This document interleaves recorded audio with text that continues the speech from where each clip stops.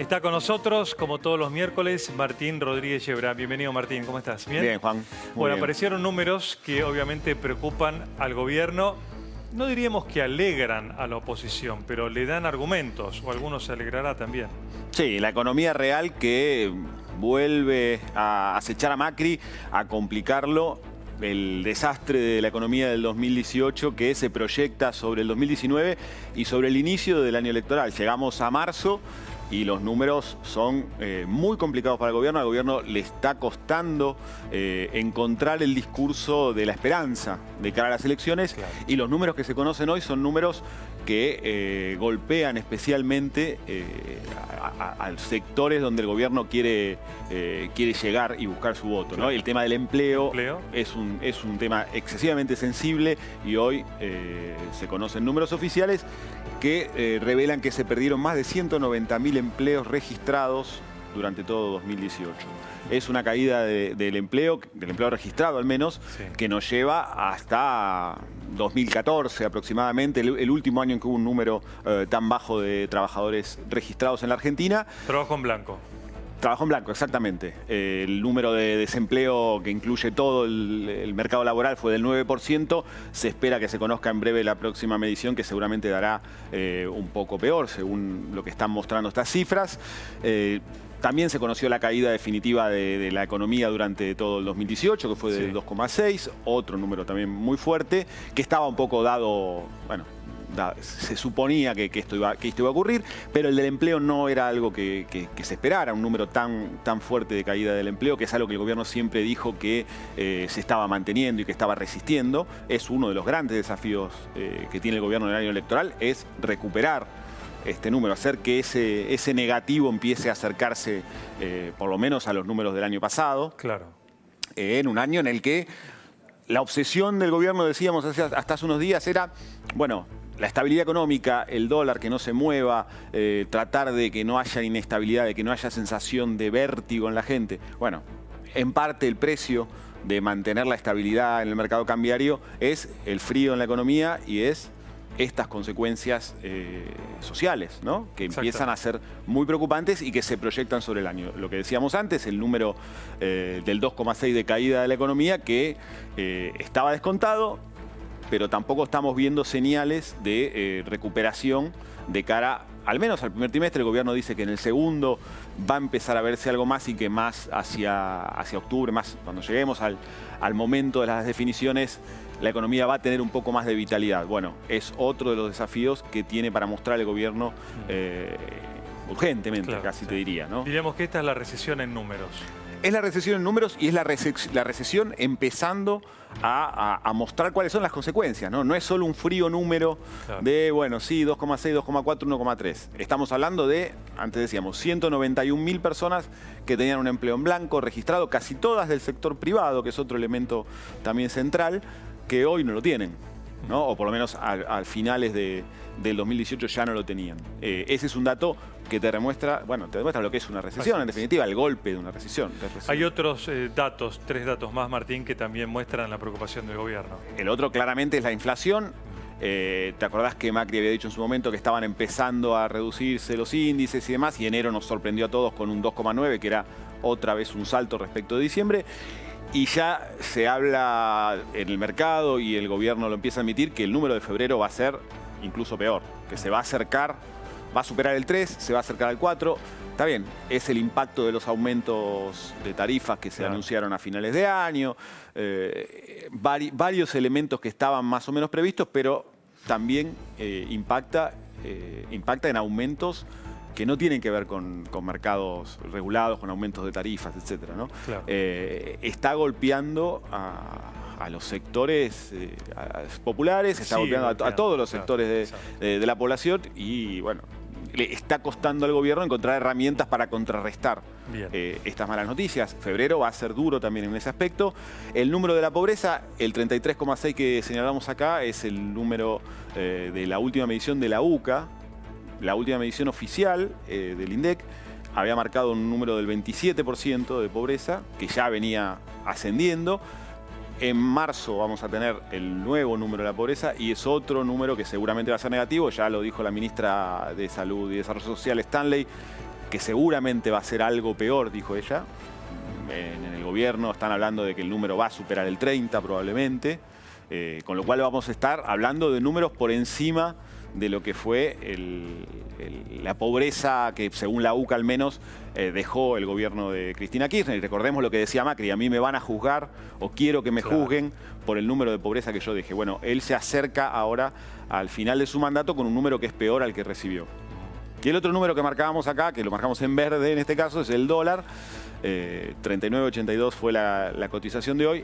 Esto es quizás el número que el gobierno más obsesiona y que está logrando mantener dentro de los parámetros que se propuso, que no se desbarranque nuevamente, que no haya otra corrida del dólar y eso genere un descalabro generalizado sobre la economía. Pero bueno, lo que decíamos antes, a costo muy fuerte en la economía real. Este es el panorama con el que Macri va a enfrentar en 2 días al Congreso. Claro. En su último discurso, por lo menos de su primer mandato de inicio de sesiones. Sí. Y este es los números con los que Macri va a enfrentar a la oposición en la campaña electoral. Por lo menos esta es la campana de largada, ¿no? Claro. Números muy complicados que la oposición está aprovechando para empezar a señalar al gobierno y a marcar cuáles son las falencias y a instalar la idea de que es necesario cambiar el modelo. El discurso del gobierno hoy ya no es estamos mejor, hemos salido de lo peor, como había dicho, ¿te acordás? En el último discurso de Macri ante el Congreso, claro, lo peor ya pasó. Tormenta. ¿No? El discurso del gobierno, y hoy lo dijo Macri en un acto público, es: llegamos al final a estas elecciones mejor posicionados de cara al futuro de lo que estábamos en 2015. Hay que elaborarla un poco la frase y hay que tratar de comprender lo que quiere decir. Está hablando sobre las bases que se están sentando para que Argentina crezca. Muy subjetivo, ¿no? Sí, digamos, cuando él había prometido dejar ya un país en marcha y creciendo, ¿no? Es posible que alguna de los grandes descalabros que tenía la economía se estén empezando a acomodar, pero los números que nos muestra la economía real están lejos de ser una bandera que el gobierno pueda mostrar en las elecciones. Y ir a unas elecciones con el discurso de que estamos construyendo los cimientos de una gran obra es complicado. Y la oposición lo va a aprovechar. La oposición está pensando en una campaña que hurgue en las heridas, en estas cuestiones que el gobierno no ha podido resolver. En el tema de tarifas, con marchas, con protestas como las que vimos ayer de los piqueteros, como manifestaciones en el Congreso que veremos en breve seguramente de la oposición. Y en el tema del empleo y el tema salarial, el golpe de la inflación sobre el salario, un fuerte movimiento sindical que tiene un primer capítulo decisivo, que ya estamos viendo en estos días, una primera gran batalla, que es el de los docentes. Claro. Que como vimos, como decías al principio, ya no hubo acuerdo con los gremios docentes bonaerenses. Se reúnen mañana para definir si establecen un paro o no, si empiezan o no la semana que viene las clases en la provincia de Buenos Aires. En la ciudad de Buenos Aires ya anunciaron la decisión de un paro de 3 días. Las clases, recordemos, tenían que empezar el miércoles. Por lo menos en Capital Federal se anuncia un paro de miércoles, jueves y viernes, o sea que la semana que viene no va a haber clases en la capital y es muy probable que tampoco las tengamos en la provincia de Buenos Aires.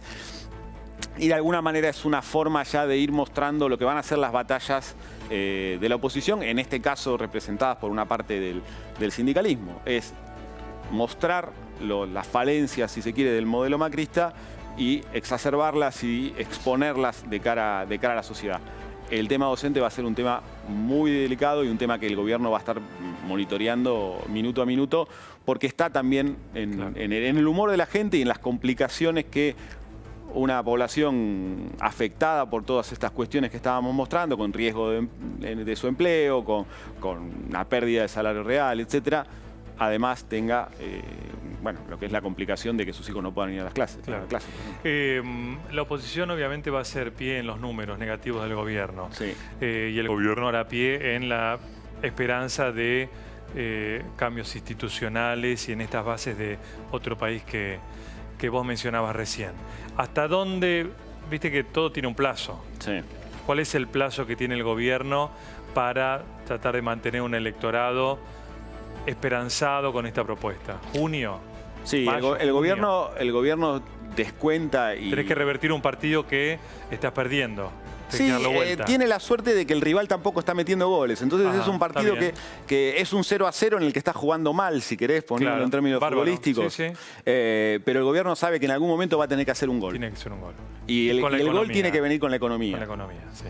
Quizás no va a ser un gol al de Maradona a los ingleses, pero por lo menos tiene que ser un penal en el último minuto. Sí. Digo, el gobierno sabe que la economía es un factor que va a estar en la campaña y que tiene que mostrar algún resultado antes de las elecciones. No puede Macri presentarse con todos los resultados a la vista que sean peores, con todos los números de la economía que sean peores a los que él recibió y que además no estén al menos en alza, al menos mostrando que van a poder revertir la situación. Es un tema que el gobierno tiene claro, necesita tiempo, creen que ese tiempo va a llegar, que si se logra cierta estabilidad en el mercado cambiario, las cosas van a empezar a moverse, que van a entrar dólares, va a haber una cosecha récord si es que no pasa ninguna gran inclemencia con el tiempo, pero está dura la situación a nivel social y el propio presidente lo está sufriendo. El episodio, si querés, anecdótico, lo que le pasó ayer con un trabajador que de alguna manera lo increpó, y que ahora el gobierno quiere que Macri se reúna con él, quiere tratar de revertir esa mala imagen que dio esa situación. Hay una preocupación de que esto empiece a repetirse y que el gobierno, la campaña se le ponga muy cuesta arriba por el cuestionamiento de la población. Y aparte, a veces esto suele tener un efecto multiplicador y que después se acerque otro trabajador en un acto y termine el presidente limitado también en su movimiento. Lo que le pasó el año pasado mucho a María Eugenia Vidal, ¿no? Que lo vimos en sus salidas al interior. Y que después eso también se puede manejar políticamente. Lo que empieza quizás como una reacción espontánea de una persona común, después empieza a politizarse y el gobierno no quiere tener una campaña en la que tenga que estar protegido, digamos, como en el Truman Show, ¿no? O sea, siempre le gustó esta idea de mostrarse que pueden caminar por la calle libremente y tratar mano a mano con los vecinos. Y bueno... Sí, aunque en un momento suspendieron el timbreo. Sí. El año pasado. Y también es un riesgo hacerlo muy guionado y muy... le pasó también a María Eugenia Vidal este fin de semana, ¿no? Con ese video que se viralizó en el que se mostraba que una persona que supuestamente ella ha ido a ver de manera casual era una militante. En fin, es una complicación que la economía no le dé ningún argumento al gobierno para sacar pecho en la campaña. Martín, y hoy reapareció Cristina Kirchner en el Senado. Se la escuchó muy indignada, muy enojada, muy crispada, como decía ella misma también. ¿Qué sensación te generó una Cristina Kirchner que puede salir a dar batalla o eventualmente ceder su espacio para el peronismo unificado? El gesto de Cristina de hoy a mí me pareció una reafirmación de la idea de que ella quiere ser candidata, porque lo que te está instalando su discurso es el argumento que ella tiene para salir a rebatir la causa de los cuadernos. La causa de los cuadernos fue letal para Cristina. Letal no tanto en los números de su aprobación, pero sí en lo que es su prestigio, en lo que es la posibilidad de reunir a dirigentes que tenían cierta distancia con ella y que dicen, yo no me puedo pegar a esa causa donde está lleno de arrepentidos que están contando cómo volaba el dinero y cómo llegaban valijas a su casa. Ella necesitaba un impulso que demuestre que esta causa, tal como ella dice, está armada o tiene irregularidades de todo tipo y que es mentira, si querés. Lo de D'Alessio, esto del abogado D'Alessio y esta supuesta extorsión y esta cosa tan extravagante que surgió este mes, a ella le da un argumento, le da un discurso posible para salir a rebatir esa causa. Y que haya elegido el Congreso de la Nación para dar ese discurso tan enfático en el que quiere instalar la idea de que esto es un montaje y tiene ahora un argumento, por lo menos para tratar de defender esa idea, da toda la impresión de que es una señal de campana de largada para ella de la campaña, ¿no? Decir, bueno, ahora tengo un argumento para decir que esto es mentira y que me sigan. Yo creo que está intentando empezar el contragolpe después de muchos meses en los que realmente no tenía discurso para rebatir la causa. Más allá que después pensemos lo que podamos pensar de esta causa que se está armando paralelamente por el juez Ramos Padilla de Dolores. Aparte, por conocer a Cristina Kirchner, independientemente de los argumentos y que quizá no le haga mucha gracia tener que defender documentación tan probatoria, se ve que es donde le gusta tener la centralidad, que es lo que en un punto hasta disfruta. La centralidad del poder y la centralidad de su figura, claramente cuando reaparece hoy, es su naturalidad, su naturaleza, digamos, ¿no? Exactamente. Hasta ahora ella no tenía una forma más o menos creíble para salir a poner la cara con el tema de los cuadernos. Bueno, o que hoy haya salido de esa manera es que sí, ella quiere ese lugar, quiere poder hablar, quiere poder presentarse, y hoy al menos encontró, llamémoslo en términos jurídicos, una coartada para poder decir... Yo no tengo nada que ver con esto y pongo la cara y voy al frente. Y me parece que lo que está buscando es eso, también alentar a que otros dirigentes sientan que, bueno, que va a haber una justificación. Y te digo algo más, si querés, un poquito más inquietante. ¿Qué pasa si Cristina gana las elecciones? Bueno, acá puede estar el germen de cómo va a caerse, si querés, de alguna manera, la investigación tan importante de los cuadernos. Porque si ella se corriera, se la pasaría yendo a Comodoro Pi y no a actos de campaña. El acto de campaña también le permite defenderse judicialmente a través de un acto de campaña. No, y además convertir Comodoro Pi en un escenario de campaña. Ojo que eso también puede ser un arma que quienes piensan que a Cristina se le puede complicar mucho el panorama porque tiene que pasarse gran parte de la campaña en Comodoro Pi, tal vez no ven que ella puede transformar Comodoro Pi en un escenario para hacer su campaña y para denunciar, bueno, conspiraciones. Hoy habló de la Embajada de Estados Unidos detrás del intento por sacarla del mapa. Bien, y cerramos, Martín, con retomando la cuestión docente en la provincia de Buenos Aires. ¿Te parece que a lo mejor en un año electoral la gobernadora Vidal puede ser más complaciente con el pedido docente? Bueno, ya de por sí la oferta que le hizo y que rechazaron incluía una parte de la recomposición de lo perdido el año pasado. No es que va a captar votos. No, pero es no tener el conflicto abierto y no dejarle al kirchnerismo un escenario, al kirchnerismo digo porque bueno, el gremio tiene una identificación muy fuerte, los gremios tienen una identificación muy fuerte con el kirchnerismo, un escenario para todo el tiempo exponer una debilidad del gobierno. Hay una vocación del gobierno de Vidal este año tal vez superior a la del año pasado de tratar de mejorar sus ofertas para ver si se llega a un acuerdo. De todos modos, lo veo difícil porque la política electoral se mezcla en todo. Bien. Martín, vamos a dialogar justamente con Roberto Baradel por esta cuestión del conflicto docente una vez más. Está nuestro móvil con Jerónimo Mura. Jero. Hola Juan, buenas noches. Martín, ¿qué tal? Buenas noches. Buenas noches. Bueno, una vez más los docentes rechazaron la propuesta del gobierno provincial, a pesar de que desde el gobierno de María Eugenia Vidal ofrecieron un 5% más de lo que es el salario con respecto a la inflación. Bueno, vamos a charlar de esto con Roberto Baradel, el secretario general de SUTEBA. Baradel, ¿por qué rechazaron esta oferta hoy? Rechazamos esta oferta porque no la reconocen a la mayoría de los docentes la pérdida de poder adquisitivo de 15, casi 16 puntos. Así plantean una suerte de garantía para los salarios más bajos. Pero, ¿qué significa esto? Hasta 18.500 pesos. El que gana más de 18.500 o 18.500 no recibe nada de recomposición salarial. Entonces, del 2018. Sí aplicaría la cláusula gatillo a partir del 2019, pero eso significan 16 puntos, 15,6 de pérdida de poder adquisitivo y a un achatamiento muy importante de la escala salarial. Esta fórmula de garantía se daba en la década del 90, donde no se respeta la escala y un docente que recién se inicia prácticamente gana lo mismo que un docente, o un docente que tiene mayor antigüedad gana prácticamente lo mismo, o hay muy poca diferencia con el docente que recién se inicia. ¿Todavía no está garantizado que comiencen las clases en tiempo y forma? Nosotros tenemos, eso es una responsabilidad del gobierno desde enero, venimos solicitando que nos convoquen. Todo enero los chicos no estuvieron en las aulas y no entendemos por qué no nos convocaron.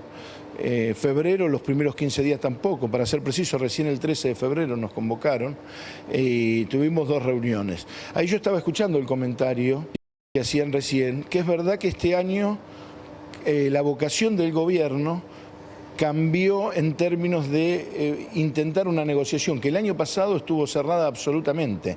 No fue ese el sentido. Ahora, ¿cuál es el problema? Que la pérdida del poder adquisitivo la consolidan. Y otra cosa es que estoy absolutamente en desacuerdo, no sé quién fue que lo planteó, los gremios docentes. Somos muchos gremios docentes y el tema este de la identificación política siguen y vuelven a la carga sobre esa cuestión. Y antes lo decían con el gobierno de Scioli y antes con el gobierno de Cristina. No, somos varios gremios que venimos de diferentes realidades, diferentes identificaciones y son los docentes los que nos mandatan a nosotros a llevar adelante las acciones. Si el gobierno de María Eugenia Vidal nos reconociera, miren lo que estoy diciendo, no estamos reclamando aumento de salario, yo tendría que estar reclamando aumento de salario, son salarios muy bajos. Si nos reconociera la pérdida del poder adquisitivo, o sea, no perder frente a la inflación, no tendría que haber conflicto. Eso y el tema de infraestructura en las escuelas, que es un tema también que reclamamos muchísimo. Entonces, no busquen argumentos donde no los hay. Los argumentos son que hay una pérdida ostensible del poder adquisitivo de los docentes. Por otro lado, el gobierno aumenta las tarifas, por ejemplo, en la provincia de Buenos Aires, para que tengan una idea, el 38%, y el aumento que van a recibir muchos docentes con esta fórmula que encontró el gobierno va a ser menor al aumento de tarifas que tengan que pagar en el mes de marzo y de abril. Juan, los está escuchando Baradel. Sí, ¿qué tal, Roberto? Buenas noches. Está más claro que el agua que hemos perdido todos frente a la inflación, incluidos ustedes, que tienen una misión además de educar. O sea que en ese punto coincidimos. Lo que sí estábamos charlando con Martín es que se ve una identificación que no es para nada, digamos, mala ni peyorativa del gremio que usted conduce con el kirchnerismo, pero en definitiva, mientras el reclamo sea el justo, la identificación es libre y no debe ofender a nadie ni molestar. No, exactamente, pero además hay otro... pero no la identificación, es el argumento que utiliza el gobierno en función de... Hay otros gremios también, hay otras personas que no tienen determinadas o tienen otras identificaciones y todos decimos lo mismo. ¿No se preguntaron por qué el Frente de Unidad... No se lo estoy diciendo a usted, Micheli, que hemos hablado muchas veces, pero no se preguntaron, el gobierno no se preguntó por qué todos los gremios docentes planteamos exactamente lo mismo. Y los docentes planteamos, ¿no tendrá que pensar alguna vez, es razonable el planteo que están haciendo? Sí. Vamos a ver cómo lo podemos resolver. Sí. El tema es que a veces se interpreta desde el periodismo que el reclamo puede estar teñido de un interés político, pero la verdad es que el reclamo en términos de números es justo porque nos pasa a todos en distintas actividades.